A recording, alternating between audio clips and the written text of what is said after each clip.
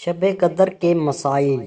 رمضان المبارک اپنی برکات اور سعادتوں کو سمیٹنے اپنے اختتام کی طرف بڑھ رہا ہے۔ دنیا بھر کے مسلمان اس ماہ مبارک کی ابدی سعادتوں سے بہتر مند ہو رہے ہیں۔ روزہ اور دیگر عبادت کے ساتھ ساتھ اللہ رب العزت کی بارگاہ میں اپنی حاضری پیش کر رہے ہیں۔ اپنے گناہوں کی معافی مانگی جا رہی ہے۔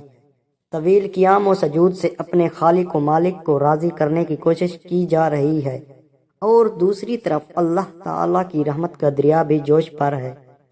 ایک عمل کا اجر 70 گنا عطا کیا جا رہا ہے، گناہ معاف کیے جا رہے ہیں، درجات بلند ہو رہے ہیں۔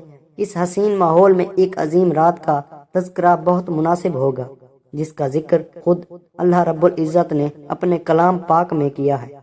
ماہ رمضان کے آخری عشرہ میں مستور یا عظیم رات گناہ گاروں کی مغفرت کی رات ہے، مجرموں کی جہنم کی آگ سے آزادی کی رات ہے۔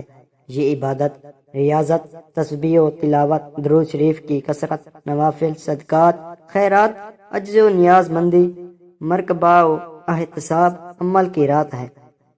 اس رات کو شب قدر اس لیے کہتے ہیں کہ اللہ تعالیٰ نے اس میں ایک بڑی قدر و منزلت والی کتاب، ایک بڑی قدر و منزلت والے رسول اللہ صلی اللہ علیہ وآلہ وسلم پر ایک بڑی قدر و منزلت والی امت کی رہنمائی و اصلاح کے لیے نازل فرمائی۔